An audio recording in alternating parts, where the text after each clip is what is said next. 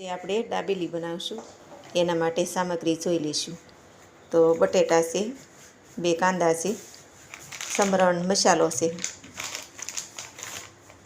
શિંગદાણા છે મસાલાવાળા, સેવ છે, ચટણી લાચવા ચટણી. તો આપણે બટેટા બોઇલ કરશું. તો બટેટા આપણા બોઇલ થઈ ગયા છે. હવે આપણે ચટણી બનાવશું.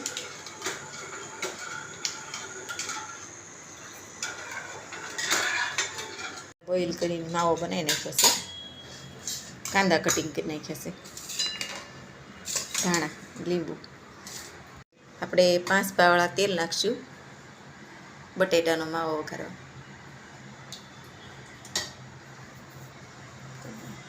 આપણે ગેસ ચાલુ કરશું. તેલ મૂકી દીધું છે. તેલ ગરમ થઈ ગયું છે. આપણે સમર્પણ મસાલો નાખશું.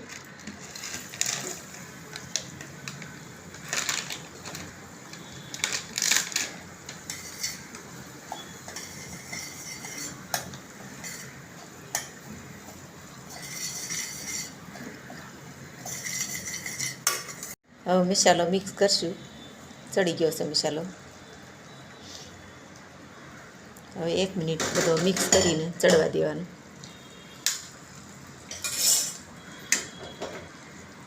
આ રીતે હલાવીને બધો મસાલો મિક્સ કરવાનો. આપણે 1 મિનિટ ગેસ ચાલુ કરશું. ફરીવાર 1 ચમચી ચટણી નાખશું. કાંદા નાખશું. લીંબુ નીસવશું અડધું ફાડું. આપણે મસાલાવાળા દાણા નાખશું. રેડી થઈ ગયો મસાલો દાબેલીનો. આ દાબેલીના પાવ છે. આ રીતે કટિંગ કરશું પાવની. એમાં ચટણી સોપડશું. દાબેલી મસાલો બનાવેલો અંદર સોપડશું.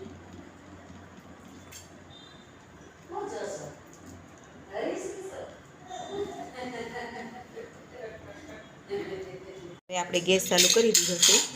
તેલ નાખીને તળવા મૂકી દીધી છે.